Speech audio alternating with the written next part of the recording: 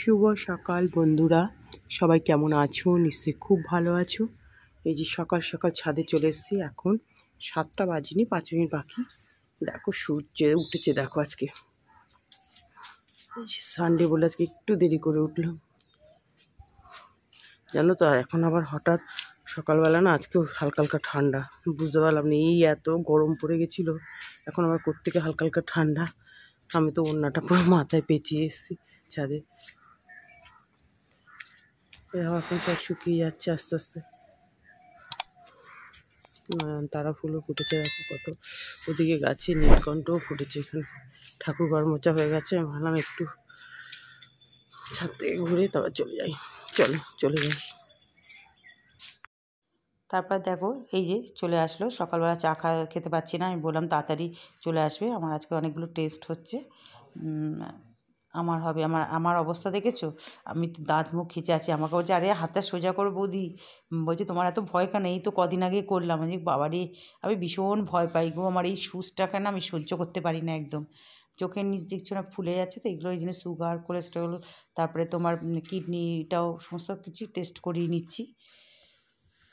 আমার তো মানে এত হাসি পায় না আমার নিজের। এবার তোমাদের দাদাভাইয়েরটা করা হচ্ছে, তবে তোমাদের দাদাভাইয়ের করতে গিয়ে এবার একটু ব্লাড বেরিয়ে গেছে। জানি না, কোনোবারে ও তো করে 6 মাস অন্তর অন্তরই। তারপর যেই ও চলে গেল, তোমাদের দাদাভাইকে হরলিক্স দিলাম, খেয়ে বাজার চলে গেল। আমিও চা বিস্কুট খেয়ে এবার মেয়ে পড়তে যাবে, ওকে টিফিনটা দিতে হবে। এই যে ছোলার ডাল প্রেশারে করে নিচ্ছি, আর কড়াইশুঁটি কচুরি করব, এই জন্য পুরটাও রেডি করছি। এই যে আমি তো এইভাবে করি, দেখো খুব সহজভাবে, আর ভীষণ ভালো হয় জানো। মানে বেরিয়েও যাওয়ার কোনো চান্স থাকে না। এভাবে করে দেখবে। এই যে ময়দা, নুন অল্প দিয়ে দিয়েছি, তেল, আর পুরটার মধ্যে যা যা দিয়েছিলাম, এই মরি ঠরি জোয়ান অনেক কিছু দিয়েছিলাম, একটু আদা টাদা সব দিয়ে সুন্দর করে মেখে নিচ্ছি। দেখো পুরো গ্রিন কালার হয়ে গেছে। আর কচুরিগুলো বেশ গ্রিন গ্রিন কালার হয় জানো তো। যতটা পুর দেবে ততটা ভালো হবে। একটু তেল মাখিয়ে রেখে দিলাম ঢেকে। এই দেখো গরম গরম বেশ সুন্দর করে কচুরিগুলো বেশ ফুলেছিল জানো তো। ভেজে নিচ্ছি।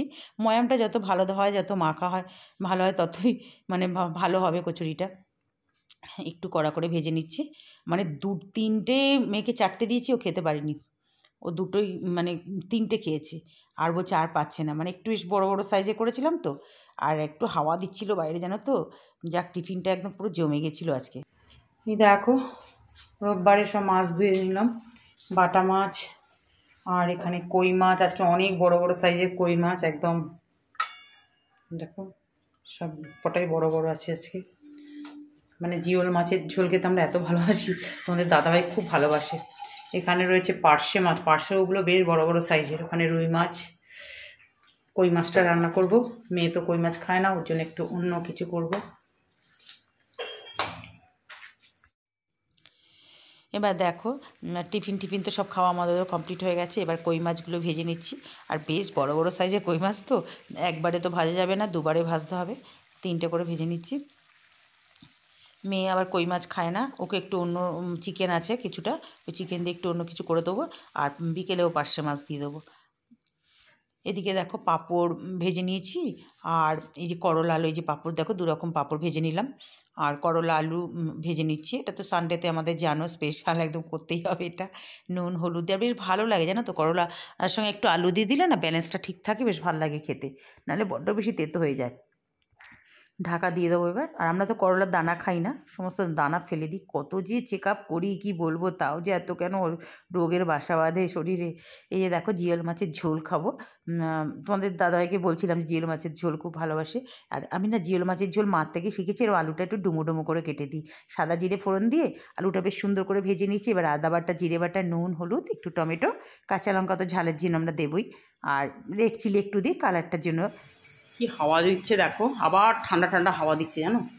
যাই হোক, এই যে তোমাদের বললাম না মাসকাবারি মাল আনলে কি হয়েছে, আবার আনতে হয়। এই দেখো আবার সব নিয়ে আসলো। বললাম না ওইখানে তো অনেক কিছু আনে। এখন আমি পোস্ত আনিনি জানো তো, পোস্ত রয়েছে আগে, এবার পোস্তটা একটু কম খাওয়া হয়েছে। তারপরে ধরো সুজির প্যাকেট ট্যাকেট ওগুলো আমার ঘরে এক্সট্রা রয়েছে। অনেক কিছুই আনতে হয়নি, মানে এরমভাবেই আনি। তোমাদেরকে বলি যে একটা যেগুলো থাকে কম আনি, আবার পরের মাসে ওগুলো অ্যাডজাস্ট হয়ে যায়। মুড়ির প্যাকেট, ভিম লিকুইড সার্ফ, তারপর শ্যাম্পুর প্যাকেট, এটা কি শাহি গরম মশলা, এই টুকটাক এখানে দারচি গরম মশলা টশলা সব আছে, গোটা গরম মশলা টশলা আছে, বাদাম রয়েছে। এগুলো এখন রেখে দিই, রান্না করতে করতেই আবার এগুলো এখন রাখতে হবে। তারপরে দেখো তোমরা তো দেখলে, আবার তার মধ্যে আবার ওদিকে চলে গেলাম ওই আলু কষাতে কষাতে, ওগুলো সব রেখে দিলাম। এইভাবেই কাজ করতে হয়, একার সংসার হলে যা হয় বুঝতেই পারছো। উম, আর কি বলবো। তারপরে দেখো মাছগুলো সব দিয়ে দিচ্ছি। আর এই মাছের ঝোলটা কিন্তু মানে নিজে রান্না করে বলছি না, বেশ ভালো লেগেছে আমার। না এই দুপুরবেলা না মানে চিকেনের থেকে আমার মাছটাই বেশি ভালো লাগে খেতে, জানো তো। মেয়ে চিকেনটা ভালোবাসে, ও চিকেন মটন যাই হোক হলেই, ওর মাংস হলেই হলো।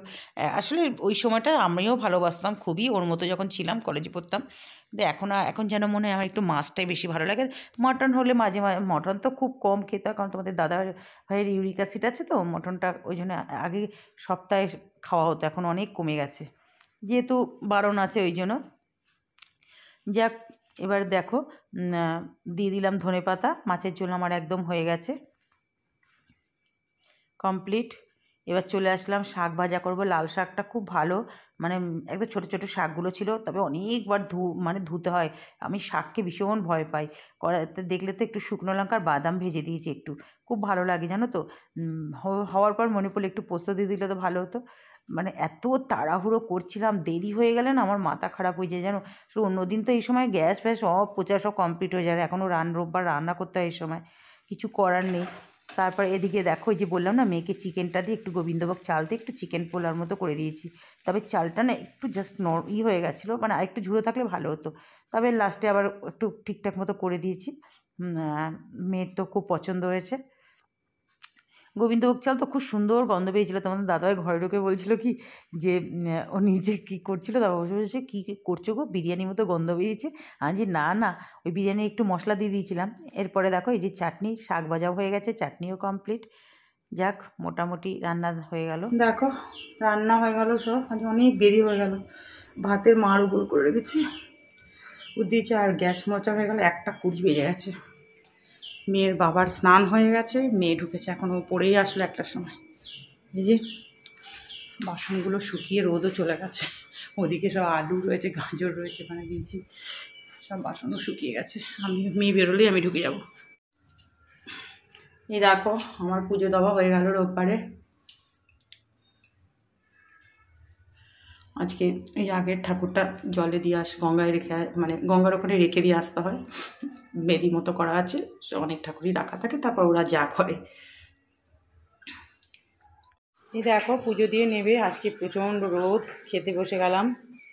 মেয়েকে একটুখানি ভাত দিয়েছি, ওকে দেখি এখন খাই কিনা এই ভাত, ওই বলেছে লাল শাকটা আর আলু করলা ভাজা দিয়ে খেতে।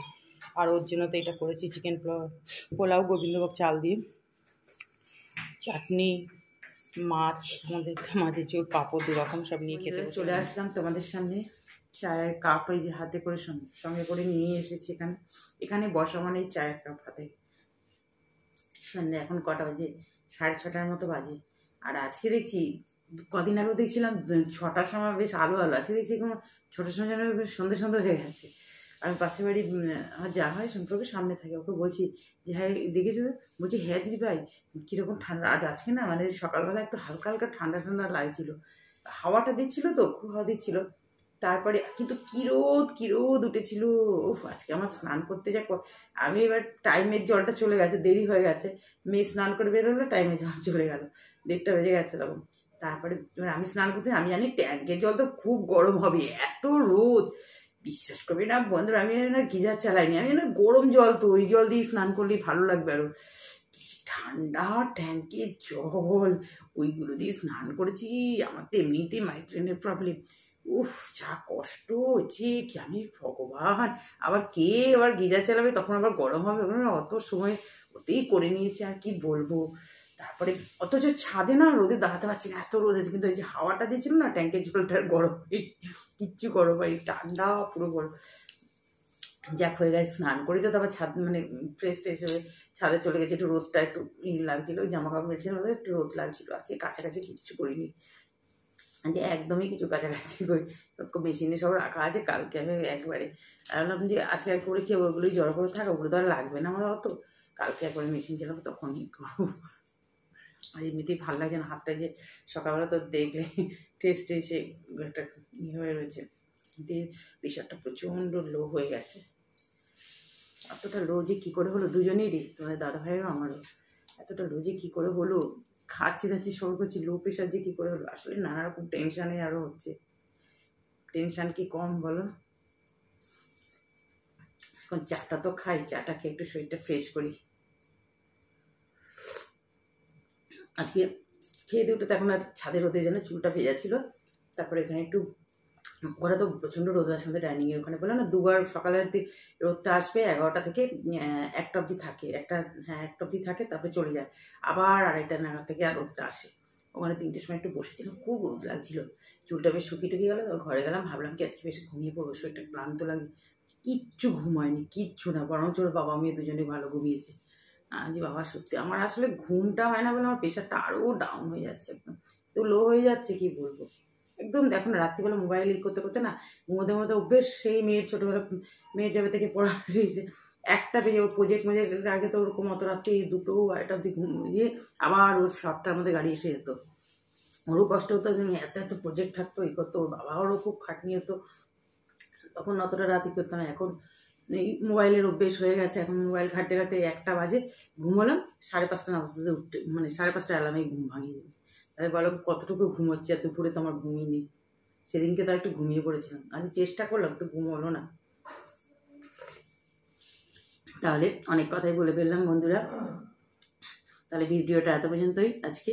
রাত্রিবেলা তো খাওয়া, রান্নাটা না চাই, একটু ভাজা টাজা কিছু একটা করে নেবো, জিজ্ঞেস করে করবো কী করবো, সেদ্ধ দেবো না ভাজা, হ্যাঁ তারপরে তো বেডরুমে, আর কোথাও তো যাওয়া ঠাওয়া নেই, এখন বেরোনো ছিল দোকানে, ভালো লাগছে না, যেতে ইচ্ছে করছে না, মাসে একবার করে এই কসমেটিক্সের দোকানটা যেতে হয় আমার টুকটাক আনতে, দেখি কাল পরশু যেতে পারি। তাহলে এত পর্যন্ত ভিডিওটা থাকুক আজকে, সবাই ভালো থেকো, সুস্থ থেকো, যেখান থেকে দেখছো ভিডিওটা একটু লাইক দিয়ে দেখা শুরু করো, আর যদি ভিডিওর কিছু অংশ ভালো লেগে থাকে প্লিজ প্লিজ আমার সঙ্গে থেকে যেও, একটু সাবস্ক্রাইব করে। টাটা।